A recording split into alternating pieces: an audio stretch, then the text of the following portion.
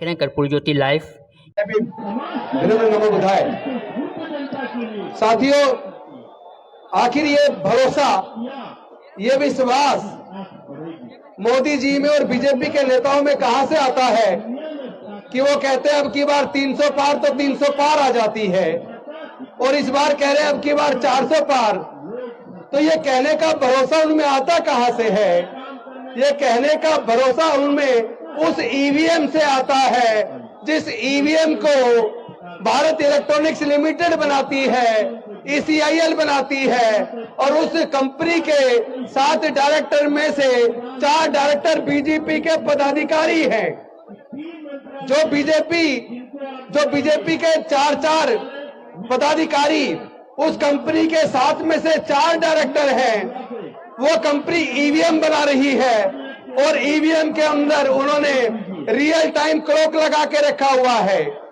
और ये जो 4 टेक्निकल एक्सपर्ट कमेटी के सदस्य हैं, जो IIT के प्रोफेसर्स हैं, वो लोग जो इस सॉफ्टवेयर को बनाते हैं, जो माइक्रो कंट्रोलर चिप जिसके अंदर ये सॉफ्टवेयर की सारी सिस्टम लगाया जाता है, उसी के अंदर प्रोग्रामिंग करते वक्त ये प्रोग्राम फिक्स कर दिया जाता है कि फलानी तारीख को फला टाइम से फला टाइम के बीच जितनी भी वोट पड़ेंगी उसका 60% वोट वो बीजेपी को चला जाएगा।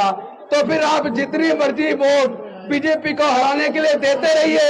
अगर वो कह रहे हैं अब की बार 400 पार, तो आपकी वोट की चोरी करके वो 400 पार चला जाएगा। लेकिन इस बार भारत के लोग, डॉक्टर बाबा साहब अम्बेडकर को मानने वाले लोग, डॉक्टर बाबा साहब अम्बेडकर की कुर्बानी को बेकार नहीं जाने देंगे, क्योंकि ये वोट का अधिकार इतने आसानी से नहीं मिला है। जब इस संविधान सभा के अंदर इस बात पे चर्चा शुरू हुई, अंग्रेज जानने वाले हैं, हमें अपनी सरकार चुननी है, वोट का अधिकार किसको मिलना चाहिए, तो संविधान सभा के ज्यादातर सदस्य वोट का अधिकार केवल ग्रेजुएट को, इनकम टैक्स पेई को और बड़े बड़े जमींदारों को देना चाहते थे। लेकिन डॉक्टर बाबा साहब अम्बेडकर जी ने सोचा, इस मनुस्मृति की वजह से जो धार्मिक बंदिश थी, हमारे लोगों को पढ़ने का अधिकार नहीं था, तो हमारे लोग ग्रेजुएट नहीं बन पाए। हमारे लोगों को व्यापार करने का अधिकार नहीं था, तो हमारे लोग व्यापारी नहीं बन पाए, तो इनकम टैक्स पेई भी नहीं बन पाए। हमारे लोगों को संपत्ति का अधिकार नहीं था, तो हमारे लोग जमींदार भी नहीं बन पाए। इसका मतलब ये लोग भारत के दलित, पिछड़े, आदिवासी को और महिलाओं को ये वोट का अधिकार नहीं देना चाहते।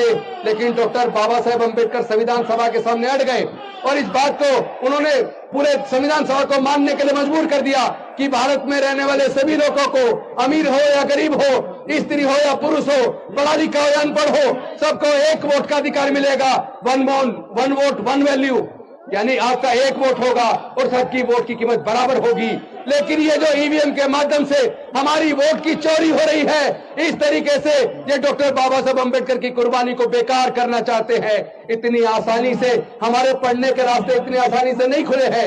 ये जो नौकरी का रास्ता मिला, तरक्की का रास्ता खोला, ये इतनी आसानी से नहीं हुआ। इसको दिलाने के लिए डॉक्टर बाबा साहब अम्बेडकर जी ने अपने 5 में से 4 बच्चे गंवा दिए, अपनी जवान पत्नी माता रमाबाई को गंवा दिया। तो हमारा सब कुछ इन्होंने जो लूटा है, ये अब चूंकि बाबा साहब ने जो रास्ता खोला था, इन्होंने शिक्षा को महंगा करके वो रास्ता बंद कर दिया, और सब कुछ प्राइवेटाइज करके नौकरी का बस रास्ता बंद कर दिया, ठेकेदारी पर फैला दी, और अब ईवीएम के माध्यम से हमारी वोट की ये चोरी करते हैं। मैं वामन मिश्राम जी का धन्यवाद करता हूं। उन्होंने सबसे पहले ईवीएम के खिलाफ बैलेट पेपर वापस लाने का जो आंदोलन शुरू किया था, वो आंदोलन अब सफलता की तरफ बढ़ चला है। हम ना झुकेंगे, ना डरेंगे, ना बिकेंगे, ना डॉक्टर बाबा साहब अम्बेडकर की कुर्बानी को बेकार जाने देंगे। हर प्रकार की कुर्बानी देकर हम बैलेट पेपर वापस ला के रहेंगे। बहुत बहुत धन्यवाद।